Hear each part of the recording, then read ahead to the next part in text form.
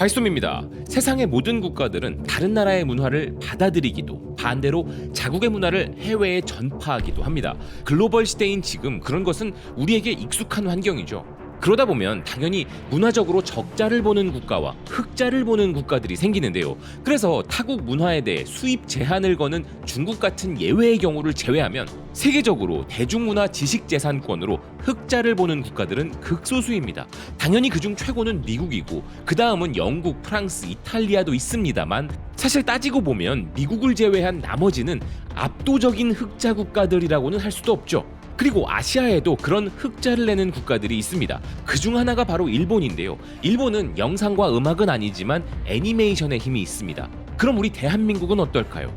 놀랍게도 우리나라는 미국과 함께 가장 대표적인 문화 흑자국의 입지를 확고히 하고 있습니다. 그런 것이 수치로 찍힌 것보다 더 확실한 것은 없을 텐데요. 한국은행이 9월 25일 지식재산권 무역 수지를 발표했는데 우리나라의 음악 영상 콘텐츠가 사상 최대치인 6억 1천만 달러의 흑자를 기록했다는 것입니다. 실제로 2020년 상반기부터 우리나라는 9개 분기 연속 흑자를 기록하고 있다고 하는데요. 정말 대단하지 않습니까? 극소수의 문화 흑자국들과 우리가 어깨를 나란히 하는 것은 물론이고 미국과 함께 가장 압도적인 흑자를 기록하는 국가라니 말입니다. 이를 좀 더 파고 들어가서 이야기해보면 우리나라를 이야기할 때 상징적으로 표현하는 말이 하나 있는데요. 대한민국은 경제적으로 원조받던 국가에서 원조를 하는 국가로 변모한 전 세계 거의 유일한 국가라고 이야기하죠. 이를 좀 더 달리 표현하면 제3세계 국가에서 제1세계 국가로 발돋움한 거의 유일한 국가가 우리나라인 것입니다. 사실 미국과 서방을 제1세계, 과거 소련과 그 동맹국들을 제2세계, 그 외의 국가들을 제3세계라 칭했던 것은 프랑스의 인구학자 알프레드 소비였는데요. 하지만 냉전시대 이후 정치적 의미가 사라지면서 이제 1, 2, 3세계라는 건 선진국과 개발도상국, 저개발국을 지칭하는 표현이 되었죠. 그럼 우리나라가 제1세계 국가라는 증거들 중에는 어떤 것이 있을까요? 많은 것들이 있겠지만 어떤 국가가 진정한 경제 대국이자 문화 강국임을 증명해주는 한 가지 분야는 패션입니다. 패션을 선도하는 국가들 하면 어디가 떠오르십니까? 프랑스, 이탈리아, 영국, 미국, 그리고 일본 정도일 것입니다. 이 국가들의 공통점은 뭘까요? 이들은 좀 전에 문화 흑자국으로 거론된 국가들이기도 하고 세계 주요 선진국들의 협의체인 G7 국가들이기도 하죠. 우리가 한창 멋내던 시절에 입고 싶었던 패션 브랜드들은 모두 이 국가들의 브랜드들이었습니다. 그러니 패션을 선도한다는 것은 경제력과 외교력을 바탕으로 국가적 위상이 높고 글로벌 트렌드를 이끌 수 있는 감각이 있는 초강대국들만 할 수 있는 것이죠. 그런데 바로 이런 패션 제1세계에 이제 우리 대한민국이 포함된다는 것인데요. 싱가포르의 남성 패션 전문 매체 맨즈폴리오는 한류 패션에 대한 기획 기사를 보도하면서 한류가 현재 세계의 패션 규칙을 다시 쓰고 있다는 것입니다.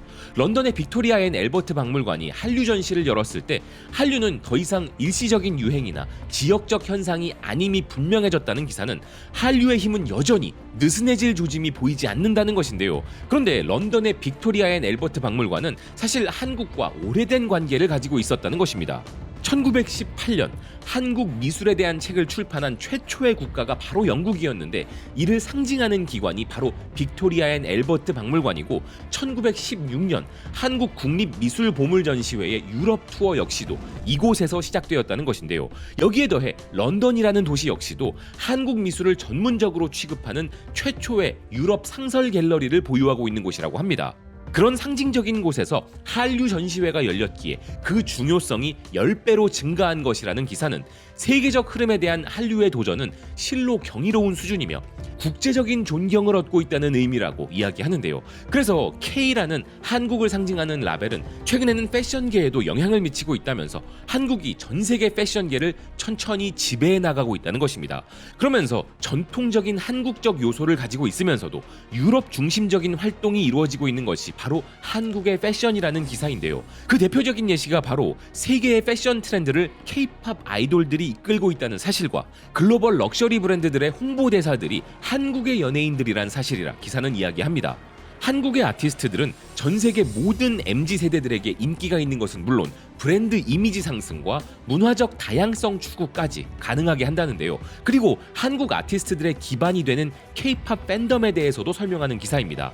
K-팝 팬덤은 부유하고 기술에 정통하며 젊다는 것이 특징이라는데요. 인터넷을 기반으로 지리적 언어적 장벽을 초월한 강력한 커뮤니티를 형성하고 있는 K-팝 팬덤이 만들어내는 글로벌 문화 흐름을 이해하려면 K-팝 팬덤에 영향을 끼친 한국인들에 대해 알아야 한다는 것입니다.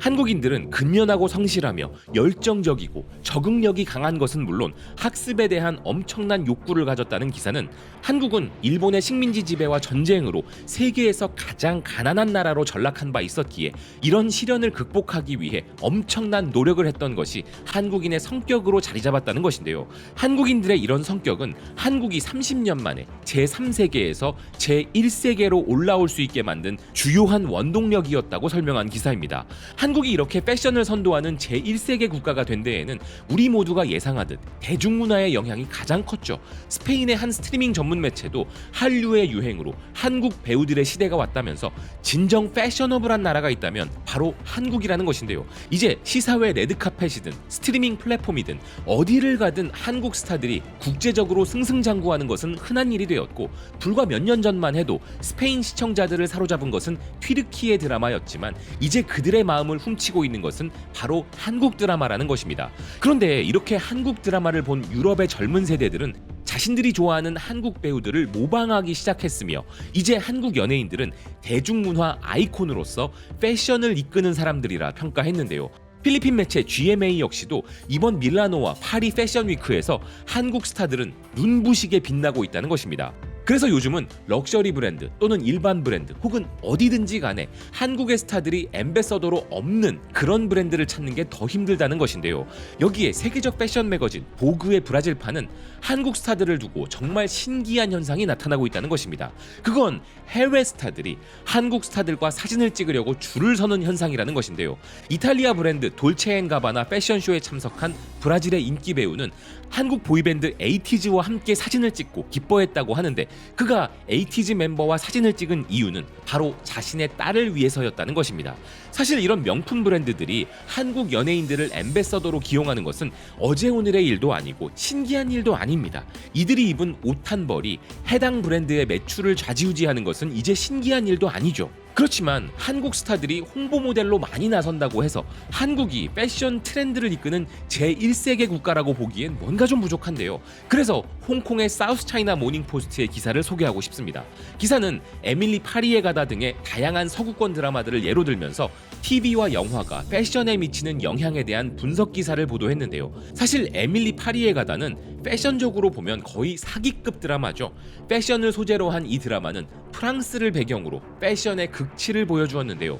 그 밖에도 기사는 피키 블라인더스와 브리저튼과 같은 드라마들을 소개했는데 서구권에는 이러한 드라마들이 있다면 아시아에는 바로 한국 드라마가 있다는 것이었습니다. 이미 별에서 온 그대가 아시아에서 한류의 정점을 찍었을 때부터 수많은 아시아의 팬들은 한국 스타일의 옷들을 구매하기 시작했으며 그 당시에는 심지어 한국 드라마들의 제목만 도용해도 온라인 쇼핑 플랫폼들에서는 폭발적인 매출이 일어났다는 것인데요. 최근에는 오징어 게임에 등장하는 복고풍 트레이닝복이 유행하였는데 심지어 이것은 패션 아이템으로 만든 것이 아님에도 엄청난 판매량을 기록했다는 것입니다.